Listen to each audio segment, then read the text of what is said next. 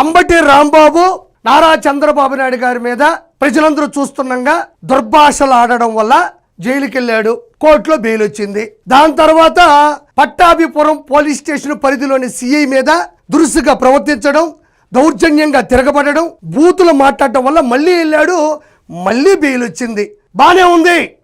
అయితే మళ్ళీ లోపలికి వెళ్తున్నాడు. ఇప్పుడు మళ్ళీ 14 రోజుల రిమాండ్ ఆయనకి కోర్టు విధించింది. ఎందుకు అంటే 2019 నుంచి 2024 మధ్యన జగన్ హయాంలో, జగన్ అధికారంలో వృద్ధులకి పింఛన్ ఇచ్చేవాళ్ళు. అవి మీకు తెలుసు.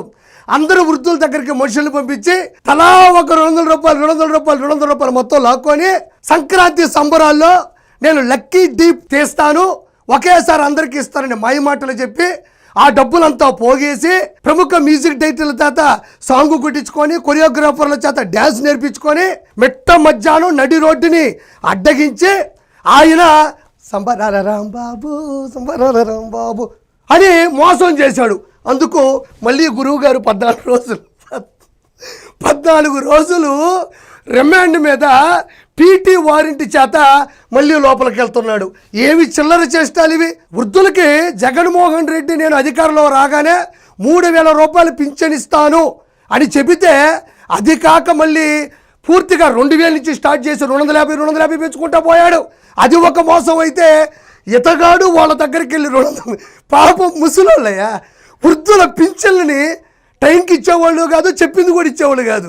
ఈ మనిషి పోయి వృద్ధులకు ఇతరులకు కూడా పింఛన్ వస్తుంది, అది వేరే విషయం. వృద్ధుల దగ్గరికి వెళ్ళి 200 రూపాయలు పెరుక్కొని లక్కీ డిప్పులో సంక్రాంతి సంబరాలకు ఇస్తానని చెప్పి ఈ ఆంబోతు రాంబాబు ఆ చిల్లర పైసలు మొత్తం లాగేయడం వల్ల ఈరోజు చూడు మళ్ళీ మనిషి జైలు నుంచి బయటకు వచ్చే లోపు ఇంకో వెహికల్ వస్తుంది, మళ్ళీ జైలు నుంచి బయటకు వచ్చే లోపు ఇంకో వెహికల్ వస్తుంది. ఇది మరీ చిల్లర కేసు. ఇది ఎంత దౌర్భాగ్యం ఇది. నువ్వు ఒక సాటి వృద్ధుడివే కదా, వృద్ధుల చేత 200 తీసుకోవడానికి సిగ్గు లేదు నీకు? అసలు ఇదేం కేసు ఇది? భారతదేశంలో ఏ రాజకీయ నాయకుడైనా ఇలాంటి కేసులో లోపల పోయిన నా తెలిసి ఉండడు. సరే, గురువు గారిని లోపల ఎక్కించారు, మొత్తం పోలీసు బలం అంతా ఉంది. అయితే ఆయన లోపలికి ఎక్కిన తర్వాత ఏం చేశాడు, ఏం మాట్లాడు ఒకసారి చూద్దాం. చూడండి, మళ్ళీ చూడాల.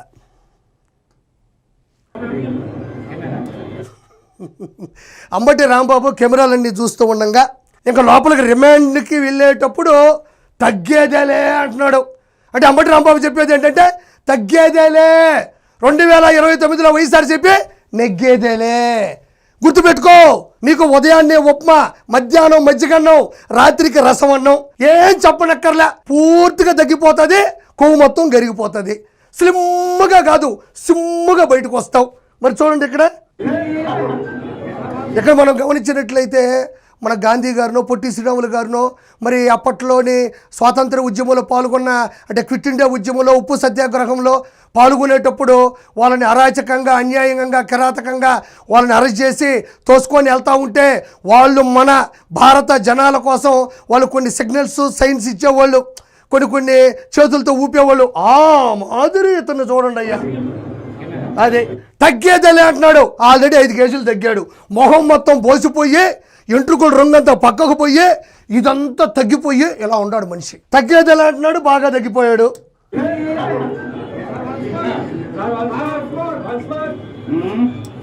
ఏమనుకోవద్దు, అక్కడ ఈయన కార్యకర్తలు, ఈయన సంబంధించిన పేటీఎం వాళ్ళు ఎవరన్నా ఉంటే ఇలా అంటున్నాడేమో. ఇప్పట్లో రాడు, రేపో ఎల్లుండో వస్తాడేమో, ఇంటికి వస్తాడులే, ఏసీ వేసుకొని పడుకుంటాడని మాత్రం మీరు అనుకోవద్దు. ఈయన మీద ఇప్పటికీ అంబటి రాంబాబు మీద ఈ వయసులో ఇప్పుడు 50 కేసులు నమోదై ఉన్నాయి. ఇంట్లో కూర్చొని బీరులు తాగే వయసులో కేసులు ఏడయాగతావు. అవి కాక మళ్ళీ ఇంకా చాలా కేసులు ఉంటాయి. మనకు అనవసరం గంట అరగంట, అవి మనకు సంబంధించినవి కాదు. అంబటి రాంబాబు రేపు ఎల్లుండో వచ్చేస్తాడని మాత్రం ఆ ఇంట్లో పనిచేసే వాళ్ళు ఏసీ ఆన్ చేసి దుప్పట్లు నీట్గా క్లీన్ చేసి మాత్రం చూడాల్సిన అవసరం లేదు. ఎప్పట్లో రాడు, దుప్పట్లో పడుకోడు. అంటే గతంలో కూడా ఇదే అంబటి రాంబాబు ఆ భువనేశ్వర్ గారిని పట్టుకొని అసెంబ్లీ సాక్షిగా ఎంత దారుణంగా మాట్లాడినాడో ప్రత్యేకంగా చెప్పనక్కర్లేదు. అదేవిధంగా ఇతని మీద కూడా చాలా కేసులు ఉన్నాయి. ఆయన పుట్టినరోజు సందర్భంగా ఆయన వయసుకు వచ్చిన కేసులు వస్తాయేమని కూడా జనాలు ముచ్చటించుకుంటున్నారు. అయితే ఫైనల్గా చెప్పేది ఏంటి అంటే అంబటి రాంబాబుకి తిక్క కుదిరింది. 100% అంబటి రాంబాబు చాలా సమయం పడుతుంది రావడానికి. కాబట్టి ఇలాంటి వాళ్ళు చాలామంది కూడా జైల్లోకి వెళ్ళబోతున్నారని మనస్ఫూర్తిగా నేను తెలియజేస్తున్నాను. Thank you so much. మాజీ శాసనసభ్యుడు, మాజీ మంత్రి ఆంబోతు కాదు ఆంబూతు అంబటి రాంబాబు రీసెంట్గా కొద్ది రోజుల క్రితం నారా చంద్రబాబు నాయుడు గారి గురించి దుర్భాషలాడాడు, అనుచిత వ్యాఖ్యలు చేశాడు. దారుణాతి దారుణమైనటువంటి ఆ మాటల్ని ప్రపంచవ్యాప్తంగా ఉన్న తెలుగువారు ఎవరో కూడా హర్షించలేదు, దుమ్మెత్తు పోస్తున్నారు. అయితే దాని ప్రతిఫలంగా ఇప్పుడు ఆయన రిమాండ్ ఖైదీగా ఉన్నారు. మీకు జగన్మోహన్ రెడ్డి గురించి ప్రత్యేకంగా చెప్పనక్కర్లేదు. ఏ రైతుల దగ్గరకైనా పిలవని పేరంటం అనే సినిమా తీస్తే ఈయన పరిగెత్తుకుంటా వెళ్తూ పేటీఎం మనుషులు తీసుకొని బిర్యానీ పెట్టి కుప్పలు తెప్పలుగా మనుషులు పెట్టి రప్ప అని అట్టపెట్టెలు పెట్టుకుని అట్టరఫ్లాపోతున్నటువంటి వ్యక్తి ఎవరు? జగన్మోహన్ రెడ్డి. అదేవిధంగా మన అంబటి రాంబాబుని వాళ్ళ కుటుంబాన్ని పరామర్శించడానికి అంబటి రాంబాబుని పరామర్శించలేడు, అలాని విమర్శించలేడు, నువ్వు చేసింది తప్పు అని చెప్పలేడు. అంత ధైర్యం లేదు. ఎందుకంటే ఆయన కావాల్సింది ఆయన సంస్థానం, ఆయన ప్రస్థానం, ఆయన ఆస్థానం కూడా బూతుల పరంపర. కాబట్టి వాళ్ళ కుటుంబాన్ని పరామర్శించడానికి తాడేపల్లి ప్యాలెస్ నుంచి గుంటూరుకు వచ్చాడు. గుంటూరు నుంచి తాడేపల్లి ప్యాలెస్కి, తాడేపల్లి ప్యాలెస్ నుంచి గుంటూరు, అంటే అంబటి రాంబాబు ఇంటికి జస్ట్ మీరు గూగుల్లో కొడితే ఎంత డిస్టెన్స్ ఉంటుందంటే 45 నిమిషాల నుంచి గంట మాత్రమే ఉంటుంది. కానీ జగన్మోహన్ రెడ్డి ఉదయాన్నే సజ్జన్నం తిని సంటిపిట్ట మాదిరి రెడీ అయ్యి సాయంత్రానికి వచ్చాడు.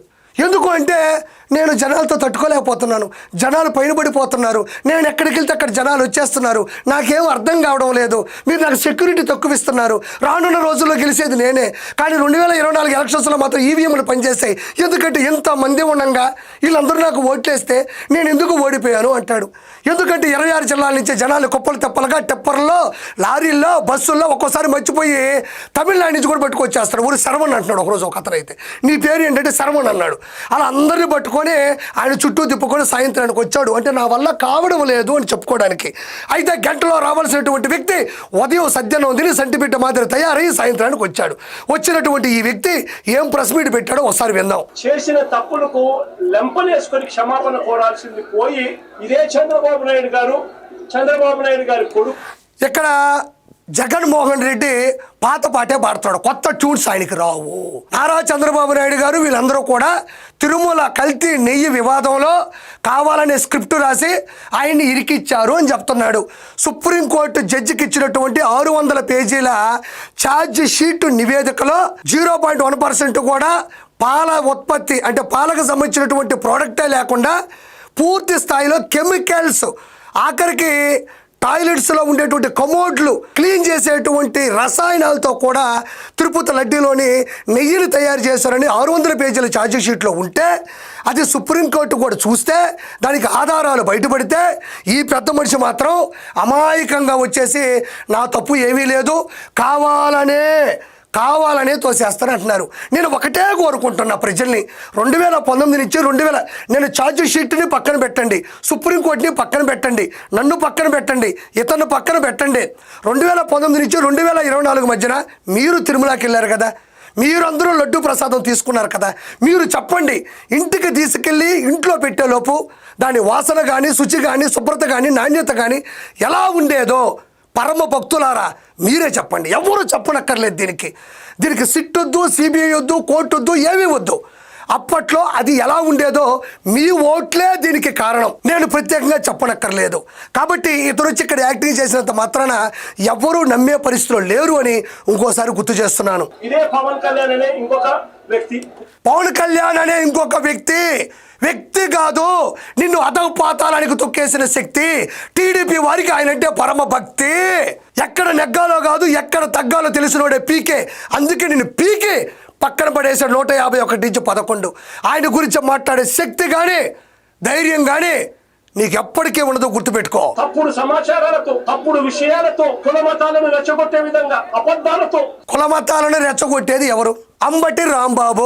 ఆయన మీద దాడి జరిగిందంటావు. పోతే జోగి రమేష్ మీద దాడి జరిగింది, బీసీ అంటావు. అసలు కులాలు, మతాలు, నీతి నిజాయితీకి మధ్యలో ఎక్కడి నుంచి వస్తాయి? బీసీ అయినా, ఓసీ అయినా, ఎస్సీ అయినా, ఎస్టీ అయినా, కులాలైనా, మూలాలైనా, వర్గాలైనా, మతాలైనా, ఎవరు వారైనా, ఏ ప్రాంతీయులైనా సరే తప్పు చేస్తే తప్పే.